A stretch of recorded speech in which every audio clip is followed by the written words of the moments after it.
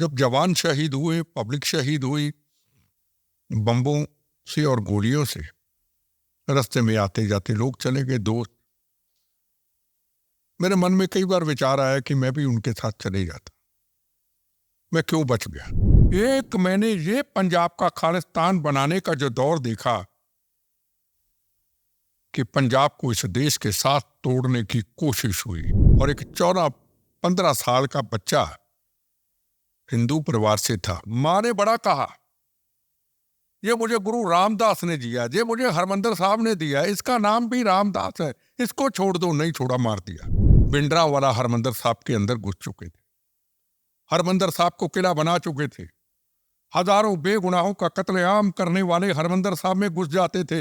वो हिंदू, मुसलमान, सिख, ईसाइयों का पवित्र स्थान, 4 दरवाजों का स्थान, जहां सारे धर्मों के लोग नमस्कार करते हैं। दहशत का माहौल, पर्चियां निकलती थी, शाम को बनाने को मार देंगे तो मार दिया जाता। 2 तरह के गुरुद्वारे साहब हैं। एक तरफ सच्चे सिख, जहां नजर आएंगे तन तन गुरु नानक देव जी महाराज, भल्ले अमरदास गुण तेरे, गुरु गोबिंद सिंह कलगीधर महाराज, साहबजादे गुरु अर्जन देव जी महाराज, बाबा दीप सिंह जी महाराज, और नीचे गुरु ग्रंथ साहब विराज। एक गुरुद्वारे साहब हैं पापियों के, ये दुकानदारी चलाने वालों के, सिख कौम का अपमान करने वाले। सिख समाज के लोग चुप क्यों? धर्म के जिम्मेदार लोग चुप क्यों? गुरुद्वारों में चुप क्यों?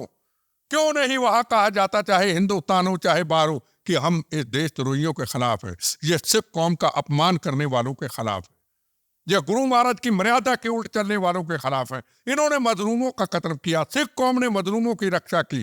क्यों नहीं बोलते? हम भी गुनाहगार हैं। 5 साल में कत्लेआम हुआ 36,000, उसमें 19,000 हिंदू भाई।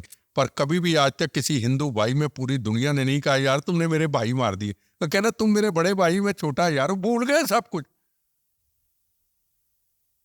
अगर ऐसे चलता रहा, कश्मीर फाइल बनी, जिस दिन पंजाब फाइल बड़ी, तो हम कहां सिर छुपाएंगे? अब इनको नरेंद्र मोदी जी ननकाना साहब लाके दे देंगे ना, इन चंद खालिस्तानियों को, ये तब भी गलती बोलेंगे, इनकी नेचर बढ़ चुकी है। वो जज क्या करते?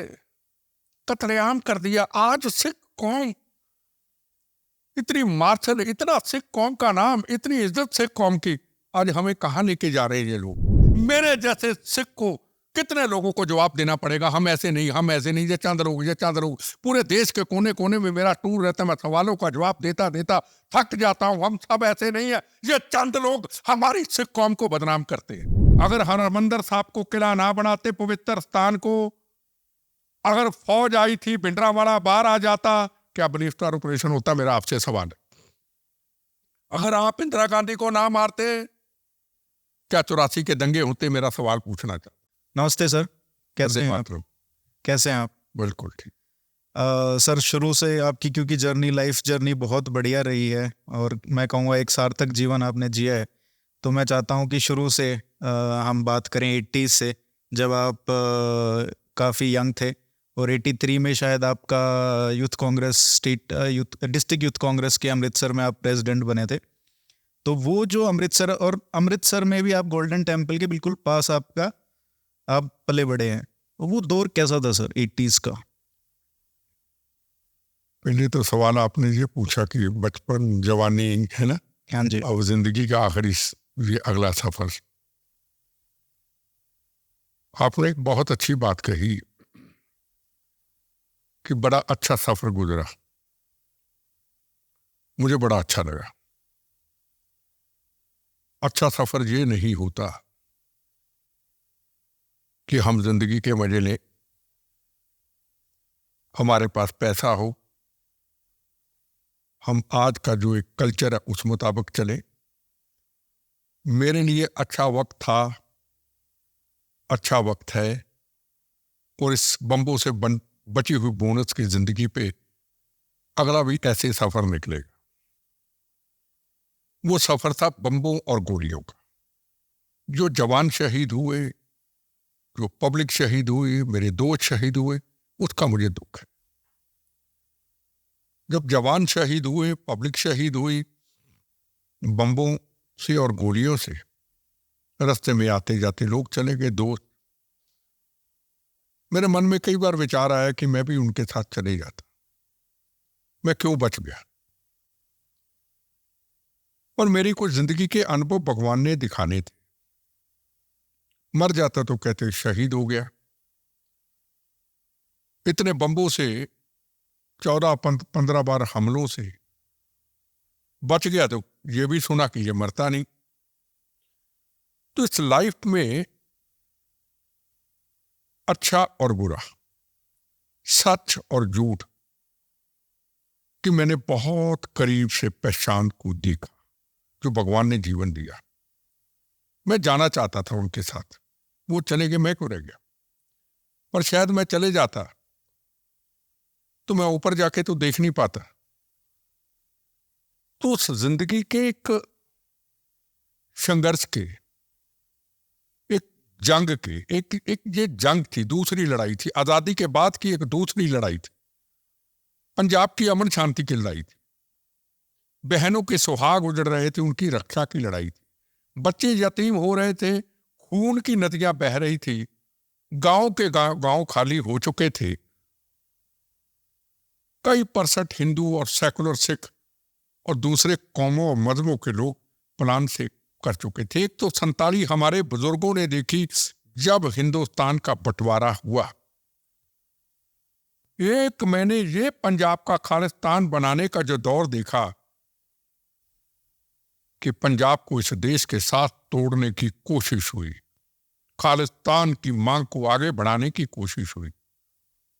ये 1947 दूसरी 1947 हमने देखी जब गांव के गांव खाली, जो हिंदू भाई देखा गोलियां, बच्चों से देखा किसी सरदार भाई के सिर के ऊपर भी पगड़ी नहीं है, ठा एक वो मां देखी बच्चे की, मैं उसकी कहानी को सुना जब बच्चों के अंदर टेररिस्टों ने निकाल करके हिंदू समाज के लोगों को, जो सिख थे जिसके सिर पे पगड़ी नीचे गोलियों से भून डाला, और एक 14-15 साल का बच्चा हिंदू परिवार से था। मां ने बड़ा कहा, ये मुझे गुरु रामदास ने दिया, ये मुझे हरमंदर साहब ने दिया, इसका नाम भी रामदास है, इसको छोड़ दो। नहीं छोड़ा, मार दिया। ट्रेनों से निकाल निकाल करके 25-25 लोगों को, 50-50 लोगों को शहीद कर देना। क्या ये 1947 नहीं थी? ये 1947 मैंने अपनी आंखों से देखी। मैं 7 साल की उम्र में अपने ग्रैंडफादर के साथ एक तरफ जलियांवाला बाग, वो हिंदू मुस्लिम सिख ईसाइयों के खून से बना हुआ, लाल खून से बना हुआ वो स्थान जहां जनरल डायर ने गोलियां चलाई थी आजादी मांगने वालों के ऊपर, मैं जाया करता था। वो सैर करने जाते थे बुजुर्ग, मैं उनकी उंगल पकड़ के जाता था। एक दिन उनको पूछा, जिन दीवारों पे निशान किस चीज के हैं? तो मेरे ग्रैंडफादर ने बोला, जो जनरल डायर की गोलियों के निशान है, ये उन जालिमों की गोलियों के निशान है, बम्बों के निशान है, जिन्होंने देश की आजादी मांगने वाले के ऊपर गोलियां चलाई थी। और उसमें मेरे ग्रैंडफादर के जो छोटे भाई थे उनको भी गोली लगी थी। वहां गया, जलियांवाला बाग में उनको गोली लगी थी। फ्रीडम फाइटर थे, बच गए, पर गोलियां थी उनको लगी। उस आंदोलन में थे। वापस आया तो मेरे ग्रैंडफादर ने जलियांवाला बाग के शहीदों की, भगत सिंह जी की और सुभाष चंद्र बोस जी की वो कहानियों की किताब लिख के दी। बच्चा था, पढ़ता रहा। 2 महीने 3 महीने बाद शायद जाता था रोज, उनकी बाजू पकड़ के मैं ले गया वहां पे, और लाल मिट्टी खोद करके मैंने शपथ ली, आजादी लेके दे दी, आजादी की रक्षा कभी वक्त मिला तो रखेंगे। 8 साल की उम्र होगी, 7 की, 8 की, 9 की होगी, 8.5 की होगी, थोड़े बड़े हुए स्कूल में। तो हमने जलियांवाला बाग और हरमंदिर साहब के बीच में हमारा घर आता है, वो चौक आता है, वहां तिरंगा झंडा लहराना शुरू किया। लहराते रहे, जिंदगी का सफर निकलता गया। हलामत में हुए, स्कूल से थोड़ा निकले, 15 अगस्त आई, और उस वक्त भिंडरांवाला हरमंदिर साहब के अंदर घुस चुके थे। हरमंदिर साहब को किला बना चुके थे। हजारों बेगुनाहों का कत्लेआम करने वाले हरमंदिर साहब में घुस जाते थे। वो हिंदू मुसलमान सिख ईसाइयों का पवित्र स्थान, 4 दरवाजों का स्थान, जहां सारे धर्मों के लोग नमस्कार करते हैं। दहशत का माहौल, पर्चियां निकलती थी, शाम को बनाने को मार देंगे तो मार दिया जाता था, मानवता का कत्लेआम होता था। तो 15 अगस्त को सुबह 15-14 को फोन आता है SHO को, पुलिस स्टेशन को। ये कौन से साल की बात है? ये 82 या 81 का होगा। अच्छा। कि यहाँ तिरंगा झंडा जो भी लहराएगा, बिट्टा लहराएगा, बम्बों से उड़ा देंगे। मेरे पास SHO आते कि माहौल गर्म है, रास्ता बदल लो, मगर नहीं। और आप तो कितने 12वीं में थे जब? 11th में होगा शायद, बड़ा छोटा था मैं, है ना। आपके खिलाफ भी कर दिया गया, मतलब बच्चे के? सवाल वो नहीं है। जब जलियांवाला बाग से शपथ ले ली कि हिंदू मुस्लिम सिख ईसाइयों ने कुर्बानी दे दी और आज़ादी का तिरंगा झंडा हिंदू मुस्लिम सिख ईसाइयों के खून से सजा है। भगत सिंह, राजगुरु सुखदेव, चंद्रशेखर आजाद, शहीद आजम उधम सिंह, सुभाष चंद्र बोस जी का वो संघर्ष, इस्तफाक उल्ला खान, उनके खूनों से सजा हुआ तिरंगा झंडा हमारा क्यों? हमारा मतलब तो आजादी की, तिरंगे झंडे की रक्षा और आजादी। और उस वक्त गीत क्या होते थे? कहनी है एक बात यही, इस देश के पहरेदारों से संभल के रहना, अपने घर में छुपे हुए किरदारों से। हम लाए हैं तूफान से ये किश्ती निकाल के, इस देश को रखना मेरे बच्चों संभाल के। कवि प्रदीप जी के गाने लगाते थे मंच के ऊपर। एक लता मंगेशकर का वो गाना था, है मेरे वतन के लोगों आंख में। हाँ, उस वक्त उन गानों से बड़े प्रभावित थे। हमारा मकसद कुछ और नहीं था, हमारा मकसद था आजादी के तिरंगे झंडे की रक्षा करना, आजादी का दिन मनाना। हमने को उनको चैलेंज नहीं किया था, हम तो आजादी का दिन आया, मना लिया। जागृति तो तब आई जब उन्होंने कहा आजादी का तिरंगा झंडा नहीं लहराने देंगे। वाई? क्यों? उससे पहले आपको आशंका नहीं थी कि ये क्या हो रहा है, मतलब, या थोड़ा थोड़ा लग गया था कि माहौल खराब हो रहा है? देखो, बच्चे थे, है ना? हाँ। अब जिंदगी का सफर इतना गुजर गया, लोगों ने किताबें लिख डाली, मैं जिंदा किताब हूं, मर के जिंदा किताब हूं। मैं तो पगड़ी भी नहीं बांधता, तो उसको जूड़े पे रुमाल बांध के हरमंदर साहब हम जाते थे। मंजी साहब जहाँ भिंडरावाले का दीवान लगता था, उससे काफी समय पहले हम वहां पे खेलते थे। पेड़ के नीचे बच्चे थे, मोहल्ले के बच्चे, वहां इधर से निकल गए। हर चीज को आंखों से देखा। जब मैं नहीं माना तो हमने उसी जगह पे तिरंगा झंडा लहराने का जब फैसला कर लिया, तो सुबह 5 बजे अंदर से आते हैं कुछ लड़के, वो मेरे घर के बाहर बम फेंक देते हैं। उस वक्त हम शमयाने लगा रहे थे, पीले नीले डब्बी के, 5 बजे के करीब। तो मैं थोड़ा अंदर गया तो एकदम बम की आवाज आई, धुआं, शीशे टूट गए, और पब्लिक नहीं थी, कुछ लोग मत्था टेक के आ रहे थे, वो लेट आए थोड़े। मैंने उनको पूछा, ये लड़के भागते तो नहीं देखे कि इस गली में देखे? उनके आगे हरमंदर साहब था, हम पीछे भागे। हम, मेरे पास मेरे 1-2 दोस्त थे, वो भी भागे। उसके बाद उनका मकसद एक था कि आजादी के तिरंगे की झंडे की रक्षा न कर पाए, आजादी का दिन ना मना पाए। और हमने 12 बजे आजादी का तिरंगा झंडा लहराया। तिरंगा झंडा जब लहराने से कुछ मिनट पहले अंदर से फिर लड़के आए, 3-4 मेरे मंच पे बैठ के, मेरी तरह थे, थोड़ी थोड़ी दाढ़ी थी, पंपलेट पे के लिखा था खालिस्तान। वो बोल लगे खालिस्तान। मैं कहा तुम्हारी ऐसी की तैसी, जिंदाबाद नहीं बोलने दिया, पकड़ा। पुलिस कहती दे दो, मैं कहा अब नहीं देंगे आप। धीरे धीरे फेंका जलो भी नीचे। फिर अंदर से उनका बड़ा क्राउड होता था।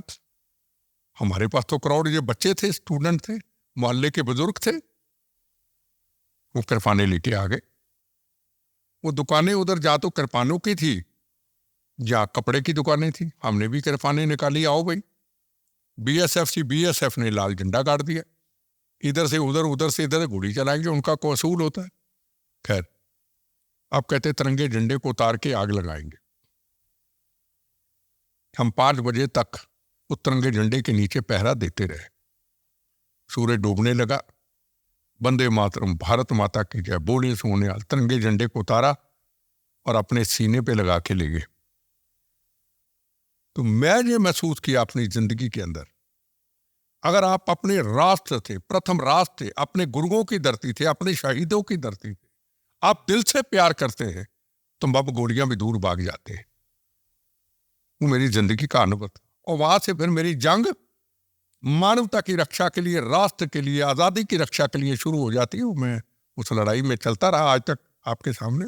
बंगों का जो शुरुआत हुई तो वहीं से शुरू होती है पहली जो। और मेरे से कोई सवाल पत्रकार पूछता है, आपके ऊपर 14-15 बार हमले हुए। हमले तो कई 100 बार हुए होंगे। किसी का फेल हो गया, किसी का रिमोट नहीं चला, कोई रास्ता बदल गया, मैं नहीं कहीं गया, उनका प्लानिंग फेल हो गया, तो कई सौ बार, क्योंकि सामने रहता था। तो वो एक सवाल को पत्रकार पूछता है तो कि इतने हमले हुए, पहला हमला कब हुआ? मैं फख्र से कहता हूं, पहला हमला आजादी के तिरंगे झंडे की रक्षा करते हुए 15 अगस्त को हुआ। ये मैं कहता हूं, मुझे कहने में इस चीज का फख्र आता है। ये है मेरी जिंदगी का मजा। ये क्या मजा जिंदगी में, मंत्री बन जाओ, एमएलए बन जाओ, नेता बन जाओ, पैसा कमा लो, ये क्या मजा है? भगत सिंह ने को जिंदगी, भगत सिंह ने जाते जाते भी मेरा रंगते बसंती चोला गीत गाते गाते वंदे मातरम वंदे शहादत का मजे से लिया, हंसते हंसते लिया। हमको तो भगत सिंह जी सब कुछ दे गए। तो ये वाकई आपने बड़ा, एक अकेले पत्रकार ने सवाल पूछा कि आपने बड़ा मजा लिया होगा, मतलब बड़ा अच्छा सफर निकला होगा जो आपने ये पहली बार सुना। और वाकई यही एक अच्छा सफर है, राष्ट्र की सेवा, सेवाओं की रक्षा के लिए, जवानों के लिए प्रार्थना, यही आपका अच्छा सफर है। अब देखें, मंदिर में, गुरुद्वारे में हम सब जाते क्या अपनी भारत मां के लिए हम कभी मांगते? क्या जवानों की जो रक्षा के लिए भगवान से नहीं मांगते? हम अपने लिए मांगते हैं। हमें उन शहीदों को याद रखना। और आपने जैसे कहा कि नेताओं के बारे में बात की, अब नेता वाला जीवन भी आपने जिया?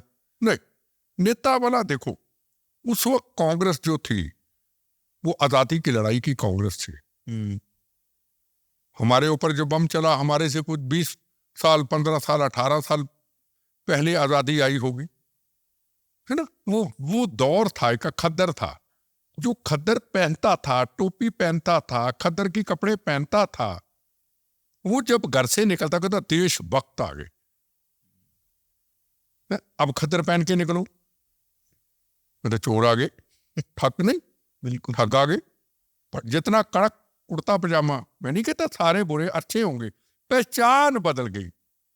वो खद्दर शहीद आजम भगत सिंह, राजगुरु सुखदेव, जलियांवाला बाग के हिंदू, मुसलमान, सिख, ईसाइयों ने अपने खून से चिट्टे खद्दर को बुना, लाल खून से चिट्टे खद्दर को। हमने उस खद्दर पे दाग लगा दिए। तो उस वक्त की जो एक पहचान थी, राष्ट्र थी। बचपन से नारे सीखे, भारत माँ के 4 सिपाही, हिंदू मुस्लिम सिख ईसाई, भारत एक, धर्म अनेक, प्रथम राष्ट्र, प्रथम राष्ट्र, ये नारे होते थे हमारे। और हम जब खाना खाते थे, अब तो 5 स्टार होटलों में जाते, हम दोपहर को कहते थे प्रीति भोजन। टेंट बिछा के, चाट बिछा के, पत्रों पे खाना खाते थे। और सुबह 5 बजे हम तिरंगे झंडे लेके मार्च निकालते थे सुबह। प्रभात फेरी कहते हैं, भारत माँ के 4 सिपाही, हिंदू मुस्लिम सिख ईसाई, भारत एक, धर्म अनेक। और जगह जगह पे दीवारों पे स्लोगन लिखते थे। वो एक वक्त था, वो एक दौर था। आज का दौर क्या है? बड़े बड़े होर्डिंग, रुमाल निकला हुआ, सुंदर चेहरे, कपड़ों की डिजाइनिंग की हुई, जैकेट की सुंदर डिजाइनिंग की हुई।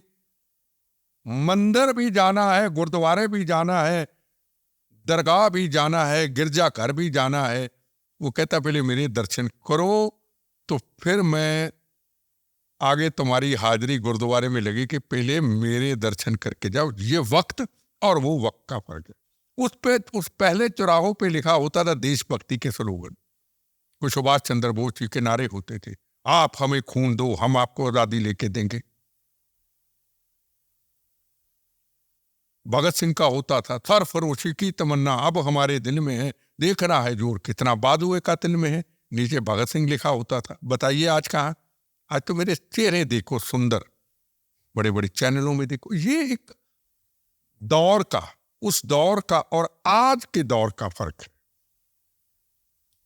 कितना बड़ा चेंजेस आया वो आजादी के बाद का वक्त और ये। मैं पॉलिटिशियन नहीं था, हम उस कांग्रेस पार्टी से, क्योंकि देश को आजादी नहीं के दी थी। सरदार पटेल उस देश के होम मिनिस्टर है, सुभाष चंद्र बोस उस कांग्रेस के प्रेसिडेंट रहे, बाबा साहब अम्बेडकर उस पार्टी में रहे। वो एक वक्त था, वो एक दौर था। आज वो कांग्रेस वाले बदल गए, हमने अपने रास्ते को नहीं बदला। आज हम भी अभी भी कहते हैं कभी बम्बों गोलियों से दोबारा मौत आए, हे भगवान तेरे आगे प्रार्थना है इतना वक्त देना आखिर में कहने के लिए, मेरा धर्म भारत माँ, मेरी जात वंदे मातरम। कौन सा हिंदू, कौन सा मुसलमान, कौन सा सिख, कौन सा ईसाई, मेरा धर्म भारत माँ, मेरी जात वंदे मातरम, भारत माँ की जय। और आखिरी वक्त वंदे मातरम करता तेरे चरणों में छपा जाऊं। फर्क तो इतना है, हमने आपस में बंटवारे कर लिए। वो कहना मैं खालिस्तान बनाऊंगा, कोई कहता मैं कुछ और बनाऊंगा, अपने अपने बंटवारे कर लिए अपने। भगवान ने, गुरु महाराज ने हमें रूप दिया है, पवित्र रूप दिया है। क्या उस रूप का जो चंद लोग मजाक नहीं उड़ाते? क्या अपने गुरु साहबानों के साथ धोखा नहीं करते? जब पंजाब में खालिस्तान की बात करते हैं, ये उतरता हुआ पाकिस्तान, लाहौर, इसकी बात क्यों नहीं करते? जहां शेरे पंजाब महाराजा रणजीत सिंह जी, जिनका काबुल कंधार तक राज था। अमेरिका भी आज भाग गया वहां से, अफगानिस्तान से भाग गया, और हमारे सिखों के महाराजा रणजीत सिंह, उनकी फौज के जनरल सरदार हरि सिंह नलवा जी, काबुल कंधार की माई कहती थी बच्चा सो जा, नलुआ आ गया। उनके स्टैचू के पाकिस्तान में टुकड़े टुकड़े कर दिए। हमारे गुरुद्वारा साहब ननकाना साहब की ग्रंथी की बेटी को किडनैप कर लिया। हमारे सिख समाज के हिंदू भाइयों के 9 मास का रिश्ते के मंदिरों को तहस नहस कर दिया। हमारी विरासतों को खत्म कर दिया।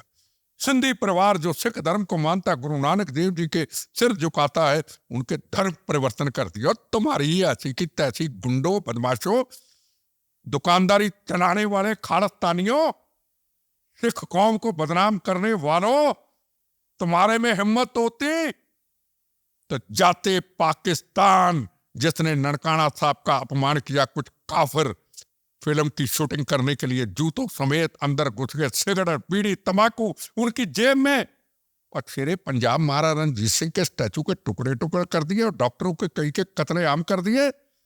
और अफगानिस्तान के अंदर गुरु ग्रंथ साहब विराजमान, माए, बेटियां, बहनें, पिता, भाई, गुरु ग्रंथ साहब क्या के छाननी कई बार कर दिया। अरे आप तो निकम्मे, आप तो कायर, आप सिख कौम को अपमानित करने वाले।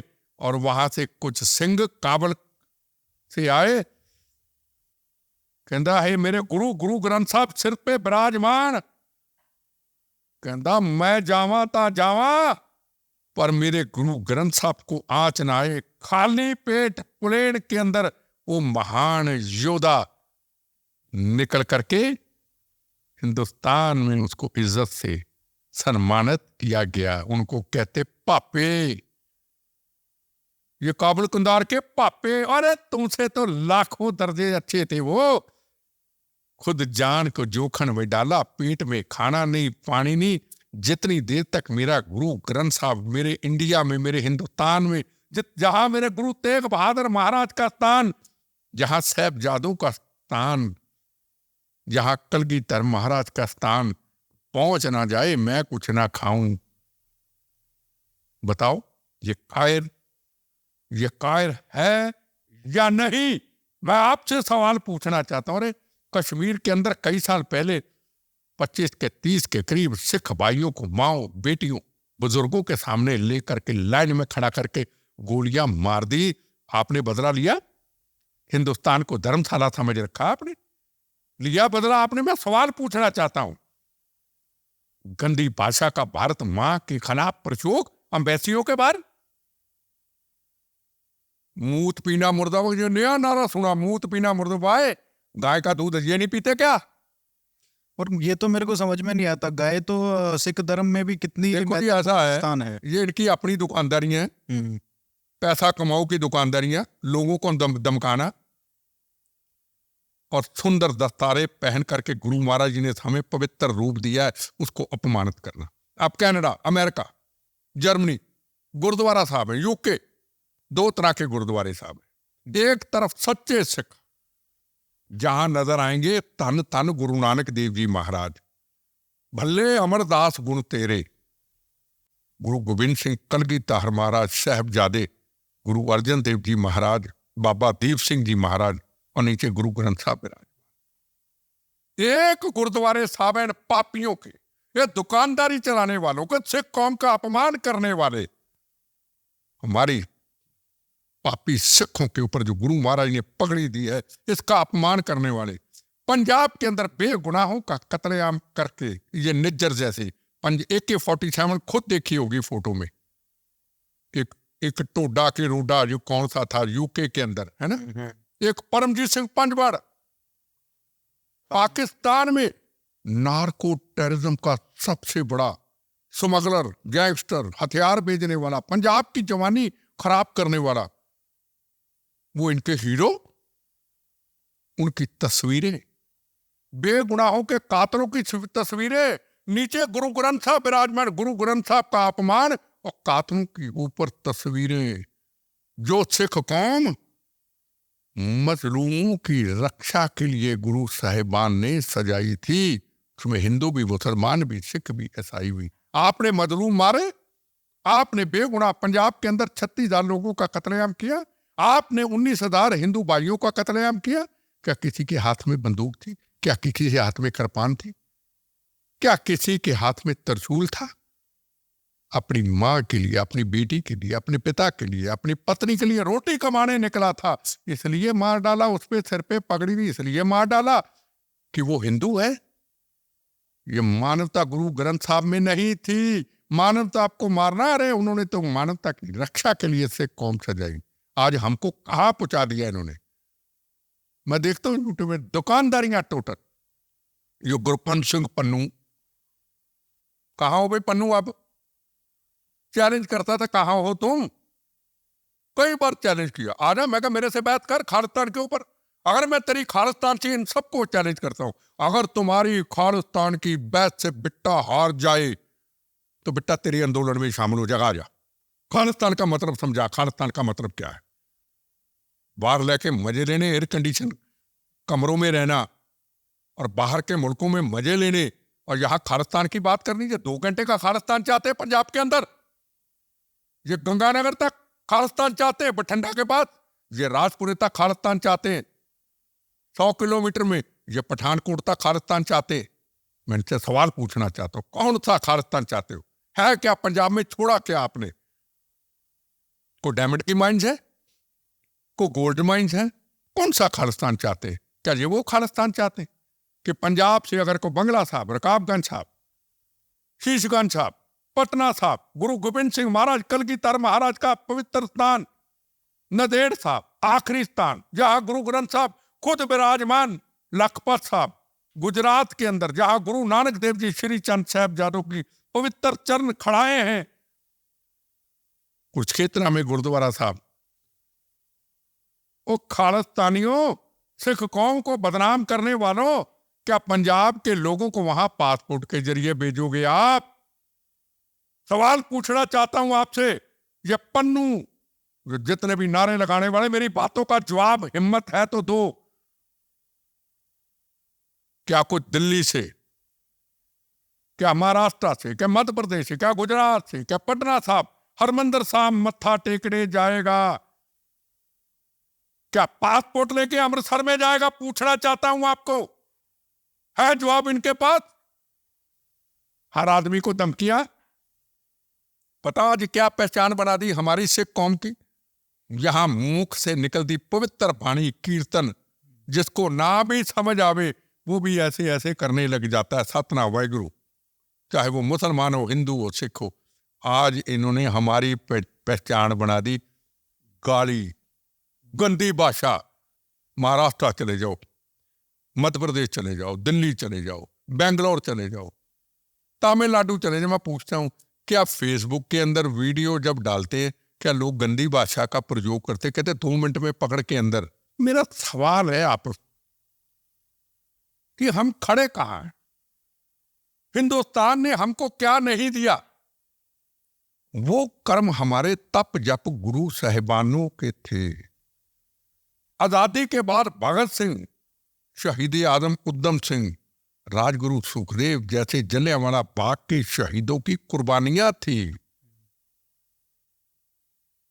फिर आजादी के बाद आगे जगजीत सिंह अरोड़ा 71 जंग का हीरो, एयर मार्शल सरदार अर्जन सिंह सिख कौम की पगड़ी की शान, यह धनोआ अभी एयर मार्शल जिसने पाकिस्तान में सर्जिकल ऑपरेशन किया, J Singh army chief, Vikram Singh army chief, Brar navy chief, justice Kuldeep Singh chief justice of India, Khaira chief justice of India, CBI का chief Sardar Joginder Singh, Giani Zail Singh home minister, Giani Zail Singh राष्ट्रपति, सरदार बूटा सिंह होम मिनिस्टर, पहला आजादी के बाद defence minister Sardar Baldev Singh, foreign minister Sardar Saurabh Singh. कितने 2%, हमें कहते हैं 2%, 2% को हिंदुस्तान ने इज्जत मान दिया। किसी हिंदू, किसी मुसलमान, किसी सिख, किसी हिंदू मुसलमान ईसाई ने ये नहीं कहा कि 2% को आपने राष्ट्रपति बनाया, 2% को 10 साल प्राइम मिनिस्टर हिंदुस्तान का मनमोहन सिंह बनाया, 2% को आपने चीफ जस्टिस इंडिया बनाया, आर्मी चीफ बनाया, ये कभी किसी ने इतराज नहीं किया। फिर भी हम ऐसा जी, ये उनके कर्म थे। तुमने खालिस्तानियों, देश को गाली देने वालों, भगत सिंह को आतंकवादी कर, तुमने कर्म क्या किए बताओ। तो हमारे सिख समाज से लोग चुप क्यों, ये सवाल है। सिख समाज के लोग चुप क्यों, धर्म के जिम्मेदार लोग चुप क्यों, गुरुद्वारों में चुप क्यों नहीं वहां कहा जाता, चाहे हिंदुस्तान हो चाहे बाहर हो, कि हम इस देशद्रोहियों के खिलाफ है, ये सिख कौम का अपमान करने वालों के खिलाफ है, यह गुरु महाराज की मर्यादा के उल्ट चलने वालों के खिलाफ है, इन्होंने मजलूमों का कत्ल किया, सिख कौम ने मजलूमों की रक्षा की। क्यों नहीं बोलते? हम भी गुनाहगार हैं, हम भी गुनाहगार हैं, हम नहीं बोलते क्योंकि हमारी पूरी सिख कौम को ये चंद लोग बदनाम कर देंगे। आज सिखों की पहचान क्या बना दी इन्होंने। अरे कल मारा लोगों ने, मेरी आंखों के सामने कत्लेआम हुआ, 36,000 लोग 5 साल में कत्लेआम हुआ, 36,000, उसमें 19,000 हिंदू भाई। पर कभी भी आज तक किसी हिंदू भाई में पूरी दुनिया ने नहीं कहा यार तुमने मेरे भाई मार दिए, तो कहना तुम मेरे बड़े भाई में छोटा, यार भूल गए सब कुछ। अगर ऐसे चलता रहा, कश्मीर फाइल बनी, जिस दिन पंजाब फाइल बनी, तो हम कहां सिर छुपाएंगे? अब मैं सवाल पूछना चाहता हूं, हम सिर कहां छुपाएंगे? अभी तो राजनीति की बात तो ऐसी है कि जो लोग, जिन लोगों के वीजा भी काट रखे थे सरकार ने, क्योंकि उनकी हिस्ट्री ऐसी है ऐसे लोगों की, अब ये डिमांड आने लग गई कि उनको वापस करो। देखो ये सब भी होता है। देखो जी, मैं एक चीज बता दूं, नए नए पॉलिटिशियन, नए नए क्या कई पार्टियों में जा रहे, वो यही कहते हैं जी काली सूची हटा दो जी, ये आपके साथ चलेंगे जी। काली सूची आगे भी हटाई थी। नरेंद्र मोदी जी ने करतारपुर साहब का रास्ता भी खोला था जी, ये उस वक्त खोला था जी जब सर्जिकल ऑपरेशन हुआ, धनोआ ने किया था, एयर मार्शल ने, जब खतरा था बॉर्डर पे, उस वक्त खोला था नरेंद्र मोदी जी ने। कहा खोलेगा तो खुलेगा। नरेंद्र मोदी जी जब हरमंदर साहब कहीं मत्था टेकने जाते हैं, शीशगंज साहब, बंगला साहब दिखावे के लिए नहीं जाते, अपनी परंपरा पे जाते हैं। ये वो नरेंद्र मोदी जी हैं, मैं को बीजेपी से नहीं हूं, जिन्होंने हमारे साहबजादों को भी बहादुर सूरवीर पाल दिवस के नाम के रखा। उसमें भी कंट्रोवर्सी हो। मेरी बात नहीं समझे, इनका काम ही, इनको नरेंद्र मोदी जी ननकाना साहब ला के दे देंगे ना इन चंद खालिस्तानियों को, ये तब भी गलत ही बोलेंगे। इनकी नेचर बढ़ चुकी, सोच ही नेचर है, कमियां ढूंढनी है। अब बघेश्वर जी महाराज है एक, हनुमान जी वाले, लाखों की भीड़ उनके पीछे, हनुमान जी के भक्त बड़ी जगह पे जाते, लाखों की भीड़ उनके पीछे। अब उनको क्रिटिसाइज कर नहीं जाते, उनको देखते नहीं कि गुरु महाराज साहबान के ऊपर उन्होंने क्या बोला, साहबजादों के ऊपर क्या उन्होंने प्रवचन किए, वो कोई नहीं सुनता। आपने ऐसा क्यों बोला? सिख कौम तो किसी के निशाने पे है ही नहीं। मैं कहा ना, ननकाना साहब ही नरेंद्र मोदी जी दे देंगे ना, अगले दिन फिर उनको बुरा ही कहेंगे, ये इस परंपरा से नहीं आया, ये ऐसे आना चाहिए था। अब जब करतारपुर साहब खोल दिया, उसके साथ 10-15 खतरनाक आतंकवादी भी मोदी जी ने छोड़ दिए, काली सूची भी खत्म कर दी। फिर भी हम पहले इंदिरा गांधी को मारा, फिर नरेंद्र मोदी को मार देंगे। हमने इंदिरा गांधी को मारा, अब अमित शाह को मार देंगे। अब तुम्हारी ऐसी की तैसी होए, तो अकल का काम करो बुझे। आपके साथ जो हमला हुआ, खासकर जो लास्ट वाला था 93, मतलब लास्ट तो क्या बोल ही नहीं सकते क्योंकि लगे रहते हैं ये लोग, तो वो जिसमें काफी लोगों की मौत हुई थी, उसकी कहानी क्या है? क्योंकि बहुत सारे वो हो जाते हैं कि कोई कुछ लिखता है, कोई कुछ लिखता है। मैं चाहता हूँ आप पर्सनली बताएं कि ये हुआ था। दो बातें जहां तक, और यहाँ से ज्यादा दूर नहीं था जहां पे हुआ था। या नजदीक, देखो दो चीजें। पहले तो अमृतसर इन्होंने ब्लास्ट किया 92 में, जब मैं मिनिस्टर था, बेअंत सिंह की सरकार में। पंजाब मिनी खालिस्तान बना हुआ था। उसके बारे में भी बताइए। हाँ, तो उससे पहले गोलियां चल चुकी थी, मैं क्रसिस पे चलता था। जब शपथ भी ली थी तो क्रसिस था मेरे हाथ में, और मेरा को कार्यक्रम था सरकारी, तो मैंने वहां जाना, तो सर्किट हाउस में था। तो रात को क्रसिस छोड़े तो मैं चल पड़ा, मैं खुश हो गया, अभी सुबह मैं क्रसिस के बगैर चलूंगा। पर एक मन में आवाज आई कि सुबह बम चलेगा। मुझे सुरक्षा का बहुत अनुभव रहता है, भगवान की को कृपा, किताबें नहीं पढ़ता पर एक अनुभव रहता है। मैंने अपने ओएसडी को कहा, यार सुबह बम चलेगा। मतलब क्यों? मैं कहा यार अखबारों में इश्तेहार आ गए कि मंत्री जी इतने बजे उद्घाटन करेंगे, ये तो खालिस्तान मिनी है, अभी लड़ाई जंग अभी लंबी है। कहना कैंसिल, में कैंसिल नहीं होगा, जाएंगे चाहे जान भी जाए। सुबह क्रसिस के बगैर निकलता हूं, मुझे नहीं पता कि क्रसिस फिर लेने पड़ेंगे। जैसे मैं बुलेट प्रूफ गाड़ी में बैठने लगता हूं, तो मेरी मिनिस्ट्री गाड़ी का ड्राइवर नेशनल फ्लैग खोल देता है। तो मुझे देश से और तिरंगे झंडे से बहुत प्यार। कहता साहब इसमें बैठ जाओ। मन में यह भी था कि मौत सामने है, फिर भी उस गाड़ी में, ऑर्डिनरी गाड़ी में बैठ गया। मेरे ऑफिसर बैठे, काफिला निकला, आगे पुलिस के पायलट से हूटर बज रहा था, और मेरे मन में आवाज आई तो हूटर मरवाएगा तुम्हें। हाँ, उन्होंने आगे कार बम लगा रखा था। एक मारुति कार होती थी छोटी, एक बड़ी वैन होती थी, है ना। तो जैसे काफिला निकला, उन्होंने रिमोट दबाया, बम चला। स्कूल के बच्चे जा रहे थे, सुबह सुबह का टाइम था। बच्चों, किसी की टांग, किसी का सिर, किसी टांग, सब ऊपर उड़ गए तारों पे। घोड़े थे, टांगे थे, घोड़े के ऊपर लोगों को बिजली की तारों पे लटके दे देखा। सर्फ तो खून था। तो मेरे थोड़ा सा इधर लगा, पर लगा खतरनाक था, पैर उतर गया। तो मैं दलेरी से उतरा। और ये मेन टारगेट वो बुलेट प्रूफ वाली गाड़ी थी ना, बुलेट प्रूफ में बैठा नहीं, उसमें मेरे पीए बैठ गए। अच्छा। मैं ऑर्डनरी पे बैठ गया, तिरंगे झंडे के प्यार में, है ना। हाँ। जिस तिरंगे झंडे का यूके में अपमान करते, बताओ मैं कभी बर्दाश्त कर सकता हूँ क्या? पहला भी बम खाया, फिर तिरंगे, मेरे तिरंगे में ही रहा, है ना। तो मैं कौन रहा, उसकी कृपा से मुझे सेवा मिली। तो जब नीचे उतरा, शोर मचाने लगा, तो नीचे पैर ही उतरा हुआ था, इतना लटका हुआ था। पर दर्द मुझे नहीं थी, है ना। तो मेरे दो जवान आए, उन्होंने मुझे पकड़ा, सड़क चौड़ी थी, मुझे ले जाने लगे। फिर उन्होंने गोलियां चलाई ऊपर से, है ना। ट्रक में थे या कहाँ से गोलियां चलाई। मेरे जवानों को लगी, मुझे नहीं लगी, है ना। एक जवान तो अगली दुकान थी, मुझे ऐसे करके नीचे लटा करके वो मर गया वहीं। दूसरा जख्मी हो गया। फिर पीछे मेरे पीए आए, मेरे अंकल थे, वो आए, उन्होंने मुझे उठाया। तो फिर बुलेट प्रूफ गाड़ी में पैर को जोड़ा, तो बिठाया। मैं वंदे मातरम, भारत माता की जय बोलता रहा, है ना। और गाड़ी स्पीड ब्रेकर आया, गाड़ी फिर रुक गई, क्योंकि उस वक्त गाड़ियां ऑर्डिनरी होती थी ना, इतनी आजकल की तरह नहीं थी, नई टेक्नोलॉजी नहीं थी। अब क्या करें, फिर एक स्वराज माता आया। वैसे तो सुनसान, ये गाड़ी आई, भगवान ने भेजी गाड़ी, गुरु महाराज ने भेजी, उसको रोका, बेचारा रुक गया। अब वो नीले रंग का जो ट्रक था वो ऊंचाई में था।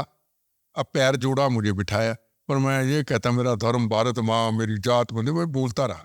और मैंने होश में कहा, मुझे यार सरकारी अस्पताल मत लेके जाना, कक्कड़ हॉस्पिटल है, वहां लेके जाना। अच्छा। वो थोड़ा दूर था। मैं कहा सरकारी में रुल ना जाऊं, प्राइवेट में लेके।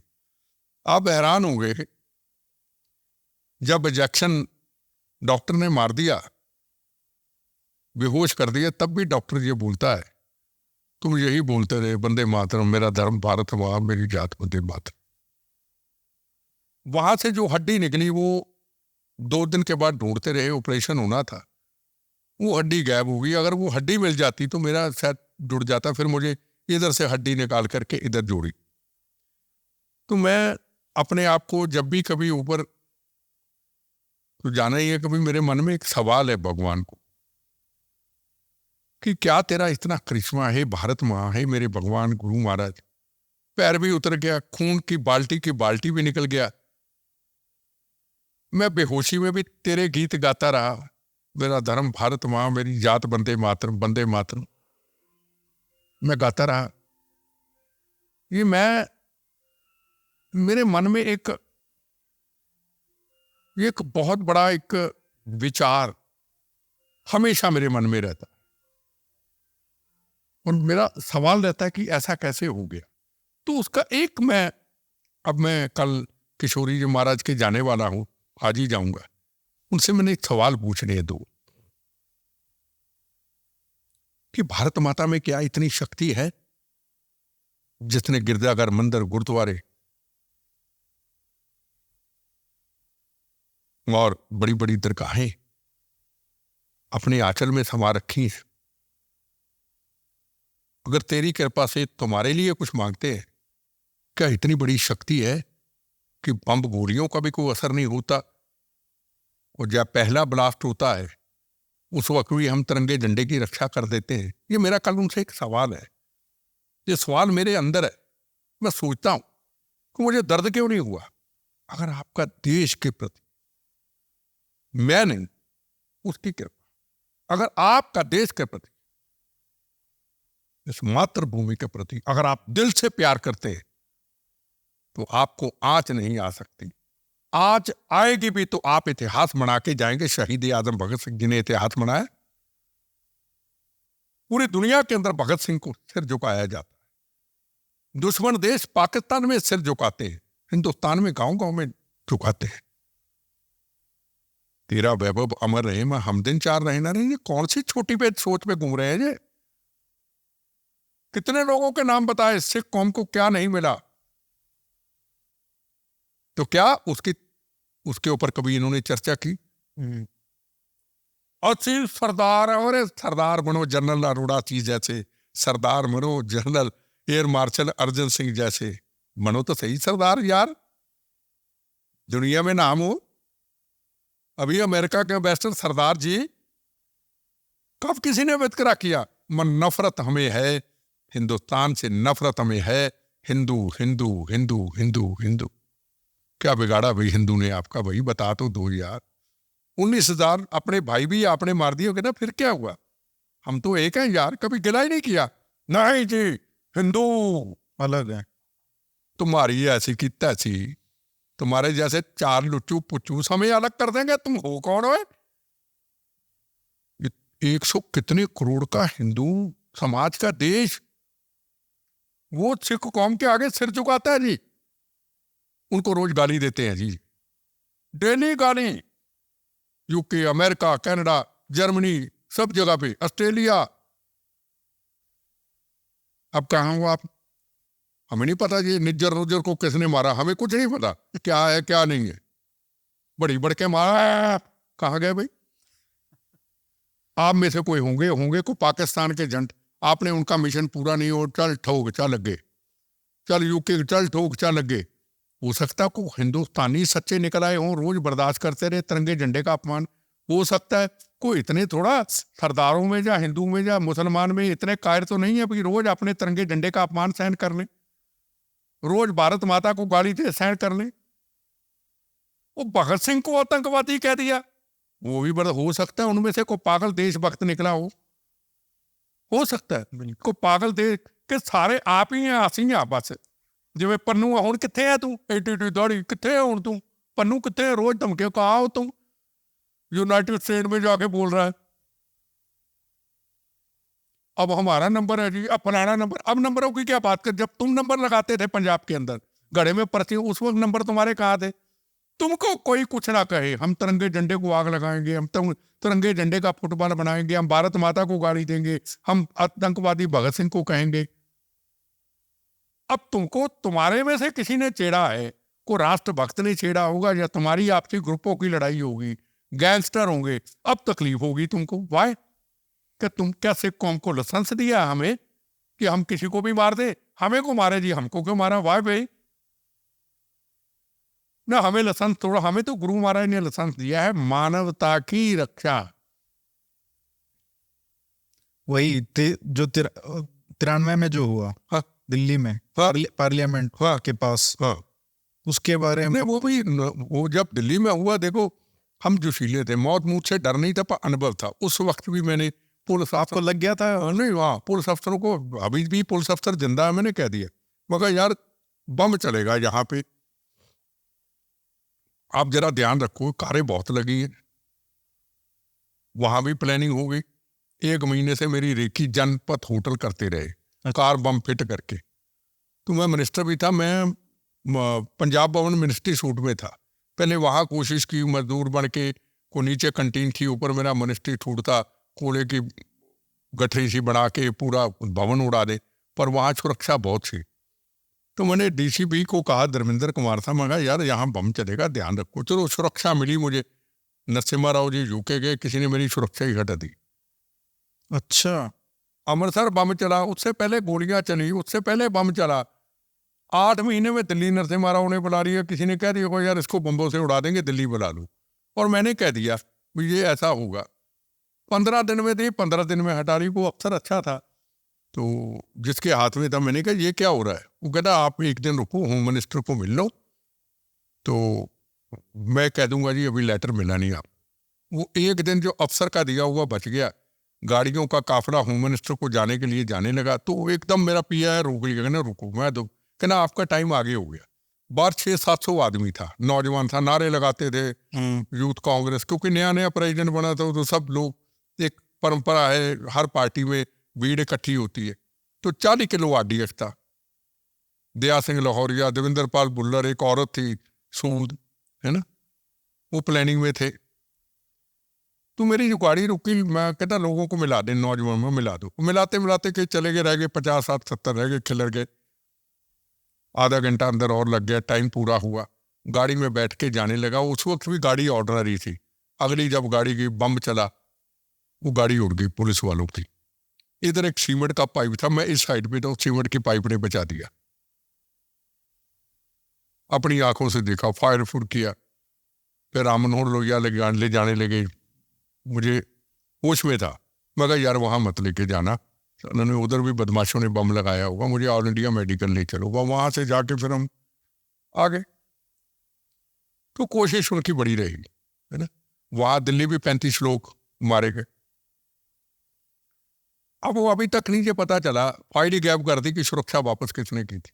वो तो भगवान ने बचा दिया। मैं तो देखो, मैं तो मर मुर चुका, मैं तो एक जिंदा एक कहानी हूं, को ले सकता ले ले। आपको पता तो आपने पता तो करने की कोशिश की होगी कि किसने किया ये? नहीं, वो तो पता लग गया, वो तो कनाडा से प्लानिंग बढ़ी थी। हाँ, ये प्लानिंग, पर ये तो सुरक्षा तो हमारे ही लोगों ने हटाई होगी ना। सरकार फाइल गैप कर दी। मैं कितना संघर्ष करूं, फाइल अपने लोगों ने फाइल गैप कर दी। 8 महीने के बाद किसी ने कहा यार चेक तो करो, चेक क्यों, फाइल ही गैप कर दी। अभी तक कुछ नहीं पता चला।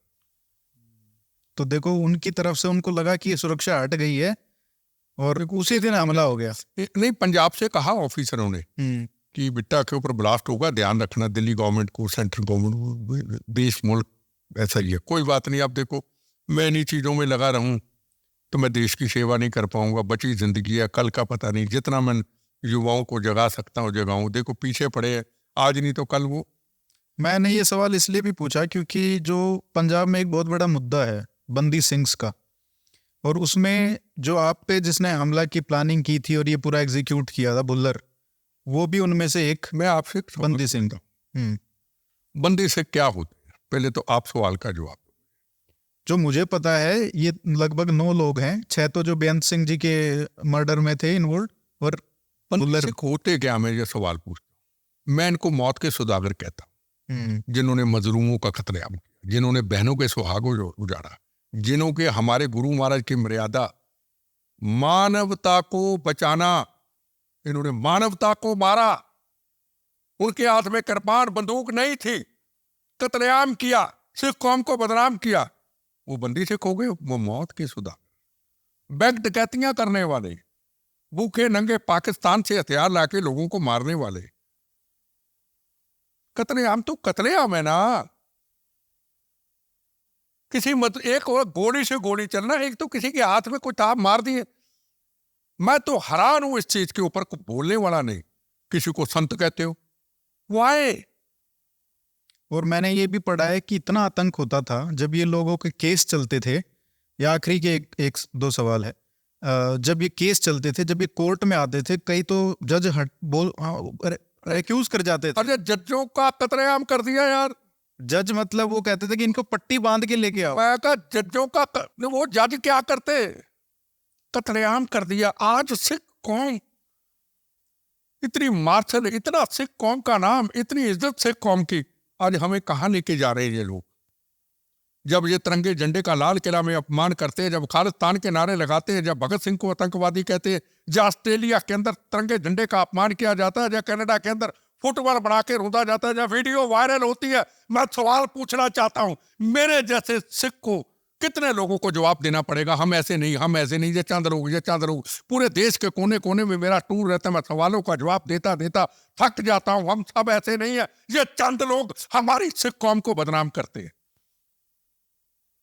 ये चंद लोग हमारे देश को बदनाम करते हैं। ये चंद लोग हमारी गुरु मर्यादा, गुरु महाराज की मर्यादा, कुर्बानी, शहादतों, तपो जपों से सजी हुई दत्तार, ये उसको अपमानित करते हैं। एक ही धंधा, गाली दो, धमकियां दो, दी ऐसी दी तैसी। सुन लो मेरी बात खालिस्तानियों, पहले भी कहता हूं, आज भी कहता हूं, मैं बोनस पे हूं, तैयार हूं मरने के लिए हमेशा। खालिस्तान ना कभी बना था, ना कभी बनेगा, ना कभी बनने देंगे। बनेगा तो गंदी हनेरी की तरह बेटे की टूटे हुए शरीर से लाशों पे गुजर जाएगा। हिंदुस्तान एक था, हिंदुस्तान एक था, हिंदुस्तान एक रहेगा। तुम्हारी ऐसी की तैसी पाकिस्तान के जंटों, गद्दारों, कातलों, कहा बोली आपकी बंद हो जाती। जा काबुल कंधार के अंदर सिखों का कत्लेआम गुरु महाराज, गुरु ग्रंथ साहब के सामने, उनके विराजमान के सामने होता, कहां आपकी बोली बंद हो जाती है? जब महाराजा रणजीत सिंह के स्टैचू के टुकड़े पाकिस्तान में कर दिए जाते हैं, कहां आपकी बोली बंद होती है? जब पाकिस्तान के अंदर ननकाना साहब के ग्रंथी की बेटी को किडनैप किया जाता है, कहां आपकी बोली बंद होती है? जब जम्मू कश्मीर के अंदर सिख भाइयों को लाइन में खड़ा करके मार दिया जाता है, कहां आपकी बोली बंद होती है? जब भाई मती दास जी, हमारे मंदिर गुरुद्वारे, हमारे डॉक्टर सरदार हिंदू, उनका कत्लेआम कर दिया जाता पाकिस्तान, वहां तुम्हारी जुबान कहां है? पूछना चाहता हूं। खालिस्तान बनाएंगे, तुम्हारी ऐसी की तैसी बनाएंगे। सर आखिरी में आपने बहुत लोगों का नाम लिया, कितने सरदारों ने देश का नाम रोशन किया, उसमें केपीएस गिल का मुझे नाम शायद आप भूल गए। कौन? केपीएस गिल। हाँ, उनका नाम शायद नहीं लिया, पर मैं उन्होंने पंजाब को जो आज उसके लिए खड़ा कौन है? कौन खड़ा उसके लिए? उस वक्त तो कहते थे केपीएस गिल तू ना आता पंजाब में अमन शांति ना होता। वही मैं कह रहा हूँ। नहीं बताइए, जो आज की जनरेशन है उसके। मेरी बात नहीं समझे। केपीएस गिल की कोई पर्सनल लड़ाई थी क्या? मेरे सामने कोठी पे केपीएस गिल रहते थे, उसके जहां वो तो पंजाब कैडर के थे भी नहीं। पंजाब कैडर, अमन शांति दिया उन्होंने। अब ये कहते मुंडे मारते जिनके हाथ में पाकिस्तान की भेजी हुई AK-47, आपने रास्ते में जाते जाते 36,000 लोग मार दिए, उनका कोई जिक्र करने वाला नहीं। वो बेड़ा बकरियां थे, हमारे मुंडे मार दिए। मार के आप हरमंदर साहब को किला बना लो भाई। हरमंदर साहब तो एक धार्मिक स्थान हमारे गुरुओं का, उनके तपो जपों का। 84 के दंगे भी आपकी गलतियों से हो गए। यही उस वक्त की सरकारें चाहती थी, दंगे हो, ब्लू स्टार ऑपरेशन हो, सिख कौम बदनाम हो, चुनाव आने वाला चुनाव लड़े और जीते, और सबसे ज्यादा वोटों से कांग्रेस पार्टी उस वक्त जीती, सिख कौम को बदनाम करके। तुम्हारे दिमाग कहाँ थे? जैसे अब दिमाग ऐसे चंद लोगों के दिमाग थे, जैसे अब दिमाग है यही उस वक्त इन चंद लोगों के दिमाग थे। इनकी बुद्धि नहीं थी। इसका आने वाला वक्त क्या होगा रुले तो हम ना पंजाब वाले। पंजाब कहाँ तरक्की पे चला गया बताओ ना। पैसा खत्म, बच्चे बाहर चले गए, बच्चे नार्को टेररिज्म का शिकार हो गए, और आने वाले 10-15 साल के बाद 60-60 65 साल के बुजुर्ग मिलेंगे, नौजवान मिलेगा कोई नहीं। कौन है इनका जिम्मेदार? ये लोग खालिस्तानी, ये देशद्रोही, ये कौम को बदनाम करने वाले। ਐਵੇਂ ਧਮਕੀਆਂ ਉੱਥੇ ਆ ਬਣਾਵਾਂਗੇ, ਤੁਹਾਡੀ ਮਾਂ ਹੀ ਐਸੀ ਕੀਤਾ ਸੀ, ਤੁਸੀਂ ਹੋ ਕੌਣ ਹੋਏ? ਮਾਮੇ ਹੋ ਖਾਲਿਸਤਾਨ ਦੇ? ਤੁਸੀਂ ਵਿਦੇਸ਼ਾਂ 'ਚ ਜਾ ਕੇ ਗੱਲਾਂ ਕਰਦੇ ਆ ਜਾਓ, ਹਿੰਦੁਸਤਾਨ 'ਚ ਆ ਜਾਓ, ਪੰਜਾਬ 'ਚ ਆ ਜਾਓ, ਖਾਲਿਸਤਾਨ ਦੀ ਗੱਲ ਕਰੋ। ਚੰਗਾ ਪੀਂਦੇ ਉੱਥੇ ਖਾਂਦੇ ਪੀਂਦੇ, ਕੰਮ ਕੋਈ ਨਹੀਂ ਉੱਥੇ, ਵਿਹਲੇ ਖਾਲਿਸਤਾਨ ਬਣਾਵਾਂਗੇ। ਕੀ ਹੈ ਪੰਜਾਬ ਨੂੰ, ਸਾਨੂੰ ਸਿੱਖ ਕੌਮ ਨੂੰ ਕੀ ਨਹੀਂ ਦਿੱਤਾ ਹਿੰਦੁਸਤਾਨ ਨੇ? 84 ਦੇ दंगे हुए 84 के, और सोचो तो सही हुए क्यों? ब्लू स्टार ऑपरेशन हुए क्यों? अगर ब्लू स्टार ऑपरेशन पे हथियार ना जाते, अगर 36,000 लोगों का कत्लेआम ना करते, अगर हरमंदिर साहब को किला ना बनाते, वो पवित्र स्थान को पवित्र स्थान रहने देते, बाहर आके लड़ते, तो क्या ब्लू स्टार ऑपरेशन होता? कोई सुनने वाला नहीं है। अगर भिंडरावाले को कहा था बाहर आ जाओ फौज, तो भिंडरावाला अगर अकेले बाहर आ जाता, कहता मारो मेरे शरीर पे गोलियां, पर मेरे हरमंदिर साहब की तरह आंच ना आवे। अपने आप को छुपाते छुपाते हरमंदिर साहब की ढेरी करा दिया, अकाल तख्त साहब की अपमान करा दिया, खुद भी चले गए, और रास्ते में आती जाती बेकसूर संगत को भी मरवा दिया। मैं अगर होता उस वक्त होश में, मैं देखी अपनी आंखों के सामने, मैं अगर होता, मैं कहता आया जी मैं बाहर, मारो। कितनियां शरीर पे गोलियां मार रही मेरे, नस भी ना बजे, पर मेरे गुरु महाराज के, गुरु रामदास जी के पवित्र सजा हुआ तपो से गुरुद्वारा साहब, इसको कंकर ना लगे, मुझे मार दो। अरे उनको ढाल बना दिया, अपने आप को बचाते बचाते यार को जवाब देने वाला ही नहीं। अगर इंदिरा गांधी को ना मारते, 3600 अगर इंदिरा गांधी पे गिला था इनको, कोर्ट में जाते, लड़ाई लड़ते, सजा कराते। आपने इंदिरा गांधी को मारते वक्त सोचा नहीं कि इंदिरा गांधी को मारेंगे, 84 पूरे देश में दंगे होंगे। इंदिरा गांधी को मार दिया, जो 84 के लोग मारे गए, जिन बहनों भाइयों का अपमान हुआ, जिनके घरों में टैर डाले गए पूरे हिंदुस्तान में, जिन गुरु ग्रंथ साहब का अपमान हुआ, उसका जिम्मेदार कौन? मैं पूछना चाहता हूं। 2 सवाल है मेरे, देश की जनता से नहीं, खालिस्तानियों से। अगर हरमंदिर साहब में ना घुसते, अगर 36,000 बेगुनाहों का कत्लेआम ना करते, अगर हरमंदिर साहब को किला ना बनाते, पवित्र स्थान को, अगर फौज आई थी, भिंडरावाला बाहर आ जाता, क्या ब्लू स्टार ऑपरेशन होता? मेरा आपसे सवाल है। अगर आप इंदिरा गांधी को ना मारते, क्या 84 के दंगे होते? मेरा सवाल पूछना चाहता हूं। अगर आप 36,000 बेगुनाहों का कत्लेआम ना करते, क्या 84 के दंगे ब्लू स्टार ऑपरेशन होता? मेरे सवालों के कोई सवालों का जवाब देने को तैयार नहीं। अपनी अपनी कहानियां, को भावुक हो गया, को ऐसे हो गया, को ऐसे हो गया। भाई यार गल क्लियर करो। अब मैं भी तो हूं, मेरा भी तो दिमाग है, मैं भी तो हरमंदिर साहब के सामने था। हमारे कितने ऐसे पढ़ने वाले स्कूल के बच्चे वो आतंकवादी बन गए। आपके साथ मोहल्ला था, वही तो मोहल्ला था, कोई बन गए, कोई मर गए, मर गए कई। वो मुंडे खराब नहीं हुए? नहीं, मेरी गल नहीं। जो लोग बोलते हैं कि गिल ने मुंडे खराब करे, ये तो यही नहीं, ये भी तो हुए ना। मैं बताऊं ना, मेरी क्लासों में पढ़ते थे जो आतंकवादी बने। यार इसमें कौन सी झूठ है यार, बच्चे थे हम। ये बाप के 2 बेटे मर गए भाई, वो थोड़ा कसूरवार थे। कसूरवार तो इनके मंजी साहब में भाषण दे। 8वीं 9वीं 10वीं क्लास के बच्चे AK-47 पढ़ दिया, वो थोड़ा कसूरवार थे। कसूरवार तो लीडर थे, धर्म के ठेकेदार थे, जिन्होंने भावुक भाषण देके माओ के बेटे मरवा दिए और खुद भी मर गए, और हरमंदिर साहब को भी नुकसान पहुंचा दिया, और 84 के दंगे भी करा दिए। अभी भी कहते जी हमारे साथ ज्यादती हुई। अरे आपने क्यों 36,000 लोगों को मारा? आपने क्यों इंदिरा गांधी को मारा? कोर्ट में केस लड़ते। आपने क्यों हरमंदिर साहब को किला बनाया? किसी के पास कोई जवाब नहीं है, तो ये बोलेंगे नहीं। मैं पूछता हूं। नहीं, सही बात है सर। बहुत बहुत धन्यवाद। धन्यवाद, आपने इतना समय दिया, वंदे मातरम, और इतनी सारी बातें की। बहुत बहुत धन्यवाद। शुक्रिया।